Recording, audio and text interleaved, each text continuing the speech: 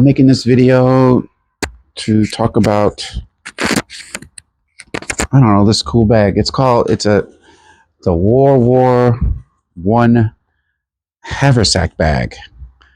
I made a lot of alterations to this bag. So I turned it into a sling bag. So this is kind of how it originally looked. It's got a flap and it folds out. So basically, there's the bag is just, the bottom comes out and it's adjustable here, and then it's adjustable with these straps, so it gets wide and it gets long. And then during World War II, they had a little mattress thing and clothes and things like that. So I added an inside interior bag. It's a cotton, I think it was a vintage coin bag. See, 1918. And this was the color that uniforms wore during World War I. And it's called a haversack bag. So it had this bag here, a meal prep bag, and here was the first aid kit. This green, they changed the color in the military. So this actual first aid kit pouch is from World War II. I couldn't find one of these brown from World War I, so I bought it anyway. And then this is the actual World War I military patch. The Red Bulls were in Africa, so I bought that online. And then in this bag, it had all of the utensils, and it had a metal bowl in there. So what I did was, and so the straps went in the front and it connected to the belt on the uniforms, and the bag hung in the back. So it's like a reverse backpack. Initially, I turned it into a backpack. So this is what I did. I added these straps. I cut them off the bag and I sewed them on here. And then I turned these two straps into one strap to make it a sling bag. Oh, this thing here, this is where the bayonet from the gun, from the rifle went in there. And also there was a little shovel that hung from here.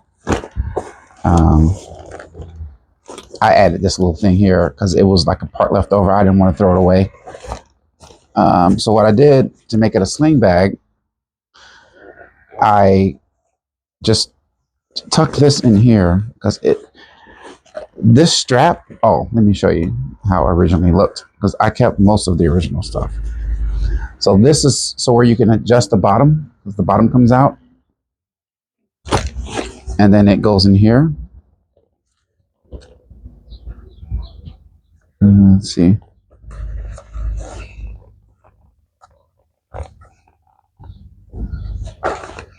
And then that was that, and that was like that. And that was your World War I haversack bag. It's like a backpack. It was pretty cool. I made some changes, so I turned it into a sling bag. I think aesthetically, I like these straps being shown. So tuck this bag in here.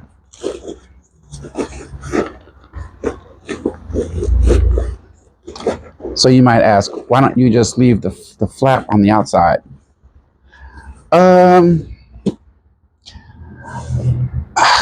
I like this look, and I also like the fact that I could just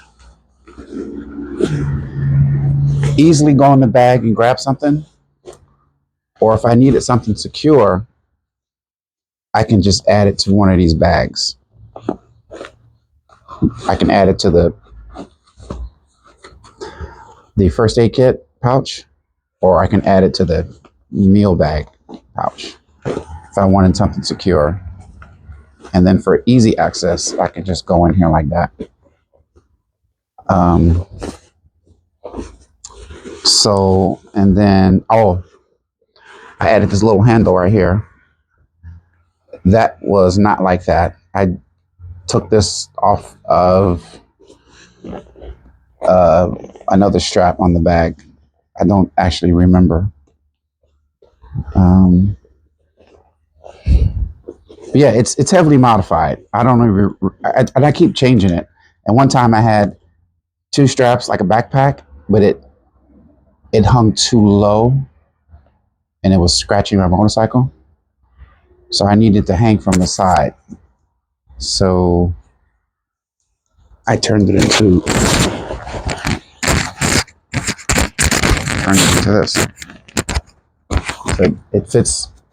If you can see me, it fits better. And then I have access and it doesn't scratch anything. So yeah, so if you ever see one of these at a flea market, buy it. They could be very expensive if you get one that's totally complete. But this one wasn't complete. I had bought the meal bag separately. I bought the first aid kit, and it was in real bad shape. I just soaked it in some water. I didn't wash it. It just kind of knocked the dust off. Soaked it in some water, let it dry for a few days. Um, all the straps work. It's a good look. It's 100 years old. It's awesome. I love it. All right, so that's it. I hope this helps you. Maybe you could, if you into the vintage bag thing like I am, you could get a haversack bag.